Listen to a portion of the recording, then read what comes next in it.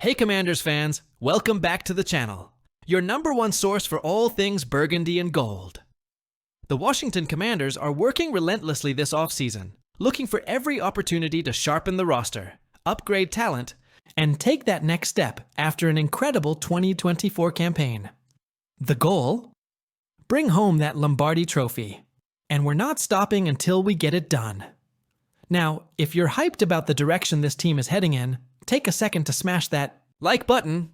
It really helps more fans find our content. And if you love this team as much as we do, go ahead and hit that subscribe button so you never miss an update. Let's dive into today's breaking developments, because this one could shake up the NFC and change the Commanders' defense in a big way. Tensions are flaring in Cincinnati, and edge rusher Trey Hendrickson is not happy with how the Bengals are handling contract talks. And guess who's quietly waiting in the wings, monitoring the situation? That's right, the Washington Commanders. Let's break it all down. Hendrickson has been one of the NFL's most productive edge rushers over the past few seasons. He's totaled over 34 sacks in just the last 2 years, and continues to be a nightmare for opposing quarterbacks. So, when a guy like that starts hinting that he's frustrated with his team, it turns heads, especially when your team is in desperate need of elite pass rushers. Washington's pass rush was one of the few weak spots last season. Yes, we made it all the way to the NFC Championship game, but when you get beat by over 30 points on that kind of stage, it's clear there's still work to be done.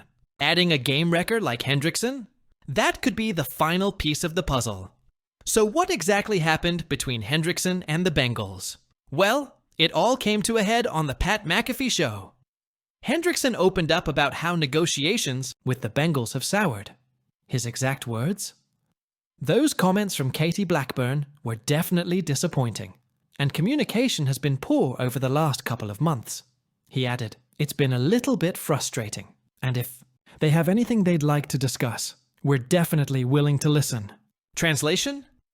Hendrickson feels disrespected. The Bengals front office reportedly believes he's being unreasonable with his contract expectations. But here's the thing. When you're that productive, you've got every right to want to. Be paid like it. He's not even asking to be the highest paid pass rusher. He just wants what's fair, and the rumored number he's looking for is around $30 million per year. That may sound like a lot, but for a team like Washington, who still has cap flexibility thanks to Jaden Daniels being on a rookie deal, it's doable. And let's not forget, pairing a proven sack artist like Hendrickson with the emerging talent on our D-line would give offensive coordinators nightmares. So, while Hendrickson hasn't formally requested a trade yet, the situation is tense, and the Commanders are in a prime spot to swoop in if things fall apart in Cincinnati. Let's talk fit. Washington's current roster is loaded with young talent, and the front office has made it clear, we're in win-now mode. We've got our quarterback in Jaden Daniels. We've added offensive weapons like Debo Samuel. The next logical step? Add a defensive presence that can take over games. We saw it in last year's playoffs. Pressure on the quarterback changes everything. It swings momentum. It forces turnovers. It gives your offense more opportunities to score. And Hendrickson is the type of player who doesn't just get sacks, he disrupts everything. This would also be a strong message from GM Adam Peters and the front office, that they're not content with just making the NFC title game. They want more. They want a Super Bowl. Could it cost a decent haul in terms of draft picks? Absolutely. But that's what contenders do. They invest in known talent to make a real run. With over $20 million in cap space and a young core locked in, now is the time. While we're talking about big moves, let's pivot to the Debo Samuel trade, because it's still making waves across the league. Samuel's arrival in Washington marks a significant philosophical shift. The 49ers decided to go in another direction, prioritizing their cap, getting younger, and clearing space. Meanwhile, the Commanders saw an opportunity to snag a versatile, proven playmaker, and they pounced. Some NFL analysts, like Kevin Petra of NFL Network, graded the trade as meh on both sides. San Francisco gets a 5th-round pick, sheds salary, and clears the path for younger talent like Ricky Pearsall to step up. Washington? We get a guy who, yes, struggled a bit last year statistically, but who's still just 28 and can be a nightmare to tackle when healthy. Let's be real, Debo Samuel is built for this offense.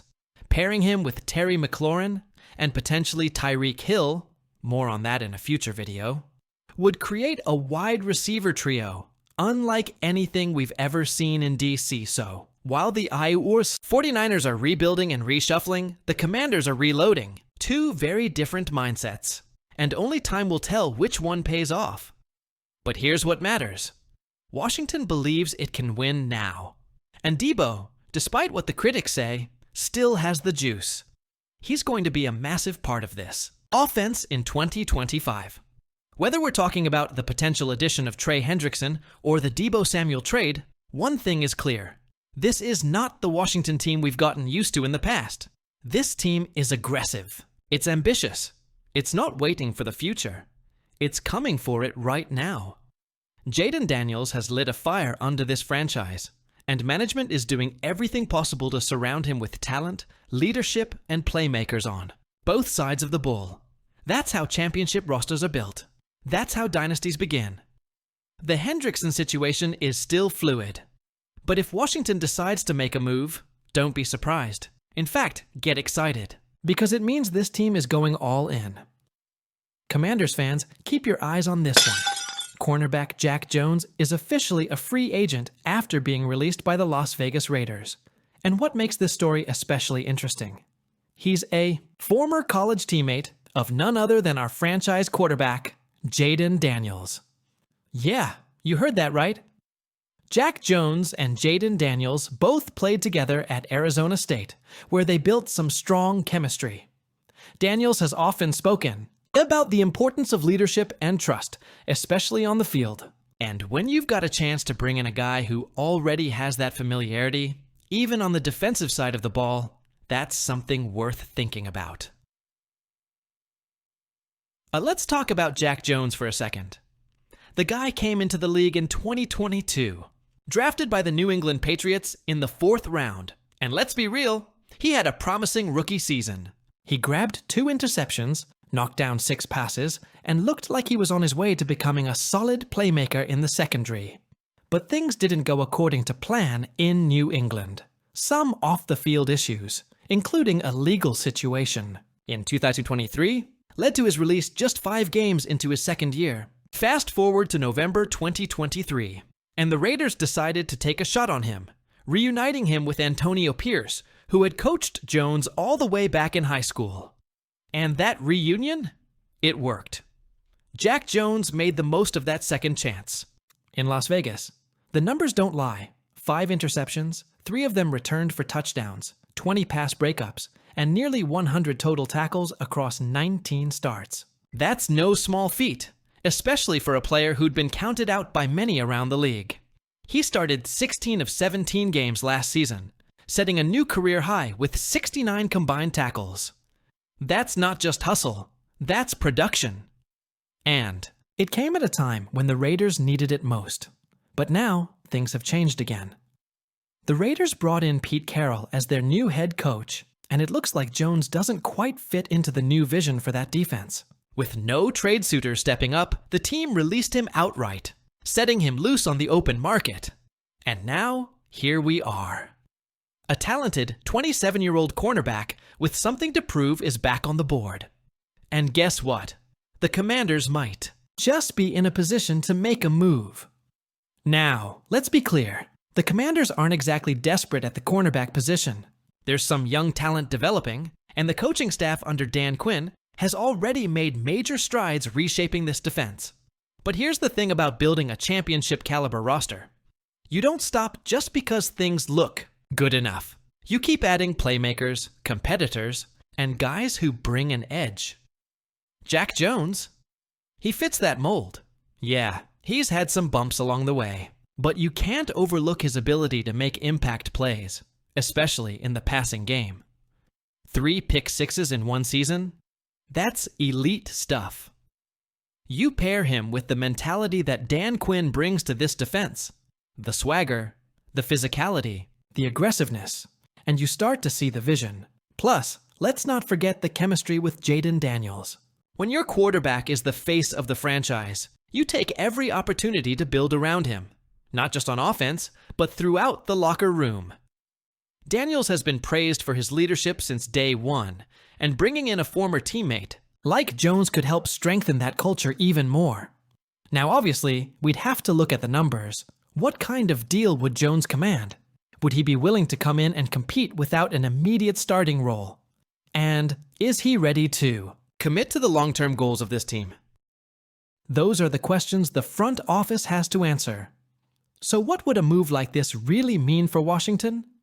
First off, it sends a message that no position group is ever done, that the Commanders are constantly evaluating ways to get better, to add speed, to add playmakers, and to stay aggressive on both sides of the ball. Second, it gives Dan Quinn another tool to work with. And if there's one thing we've learned from his days in Dallas and Atlanta, it's that Quinn knows how to bring the best out of his defensive backs. Third, and maybe most importantly, it shows Jayden Daniels that this team is listening, that they're committed to building around him, not just schematically, but culturally.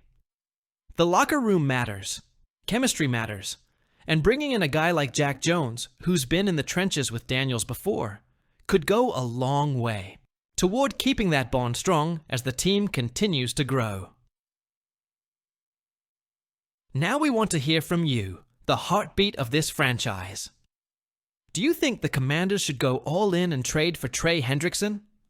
Was the Debo Samuel deal a steal or a risky move? And most importantly, do you believe this front office is making the right choices to push this team over the top? Drop your thoughts in the comments below. We read every single one, and we'll be featuring some of your takes in our next episode. Dance. Hey, if you haven't already, hit that like button if you're excited about the direction this team is heading. Don't forget to subscribe and turn on those notifications so you're always in the loop. Big moves are happening fast, and we'll be here breaking it all down for you every step of the way. Until next time, stay loud, stay proud, and as always, hail to the Commanders.